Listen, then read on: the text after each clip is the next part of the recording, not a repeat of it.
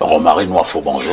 Bonjour Père Fertou, bonjour Père ici, bonjour à l'ensemble de vos invités richement constitués ce matin pour la 4e livraison d'Espace Mêlé.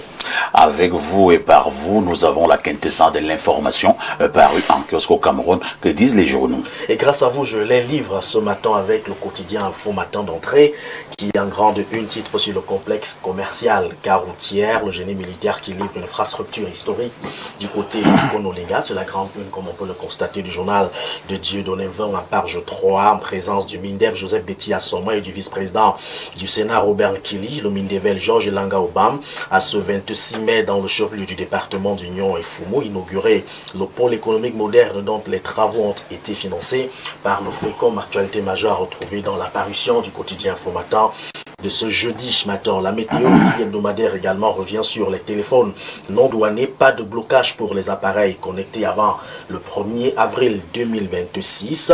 C'est en tout cas la quintessence du message de la Direction générale des douanes ce 25 mai 2026.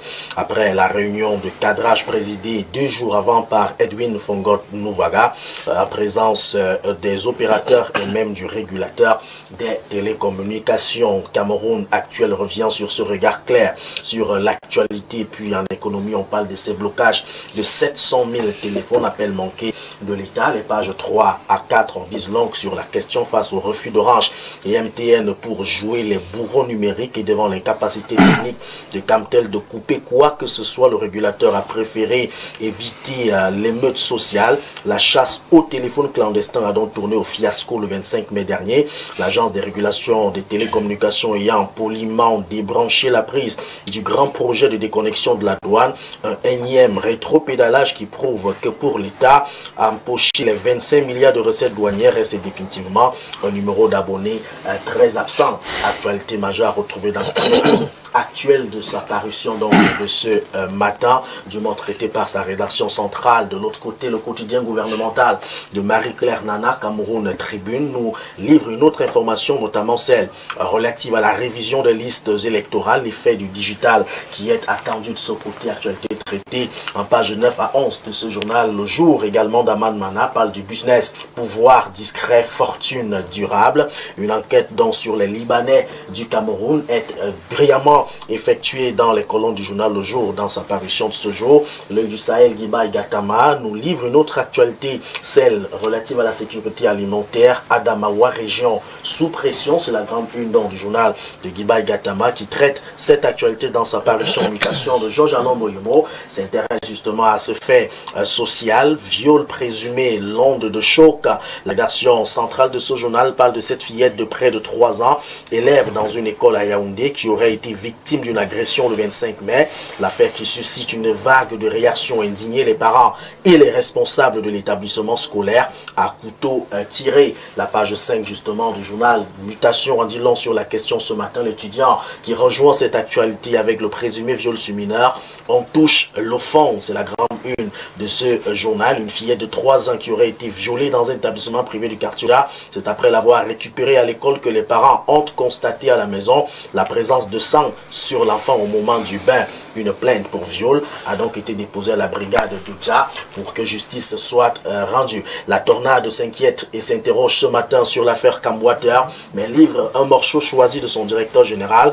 Il dit, je cite, j'invite tous ceux qui hésitent encore à un abonnement ou alors j'invite tous ceux qui hésitent encore, j'y arrive, à abandonner leurs doutes et à prendre un abonnement à l'eau potable de la Camwater. Les kits de branchement et les compteurs sont disponibles. De plus, cette eau est tout ce qu'il y a de moins cher au point où la fraude est une souffrance inutile que certains s'imposent. Halte donc à la fraude, retour à la régularité. J'ai prescrit la plus grande célérité et la meilleure des courtoisies au personnel de la Camwater. C'est un morceau choisi du directeur général de cette institution à retrouver dans les colonnes du journal La Tornade en kiosque ce jour. Et puis fin des coupures d'électricité, le drapeau de Carole Tamba fait allusion à ces 50 000 foyers qui seront bientôt connectés au pré-payé.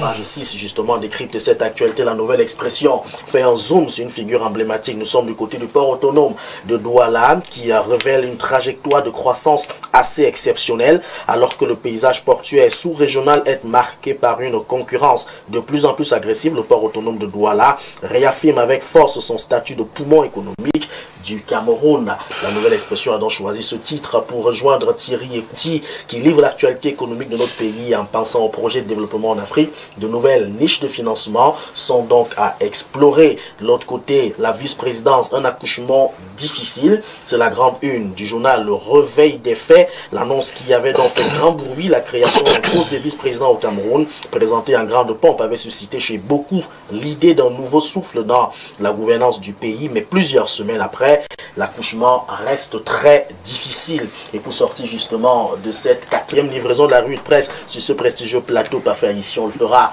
avec Franck Duclerc-Billet, la tribune, bilingue tribune, le code minier 2023, un véritable levier de croissance pour le Cameroun, ou alors énième texte de promesse. Le journal s'interroge ce matin. Merci Romaric pour cette brillante revue de la presse. Nous vous disons tout simplement merci et surtout rendez-vous est pris pour demain 10h pour la dernière production. Au grand plaisir parfait ici. Mettez toujours le Seigneur au centre de votre vie. Hein. C'est par lui, grâce à lui et pour lui que nous vivons. 10h, 11h52, vous êtes sur Espace Miné.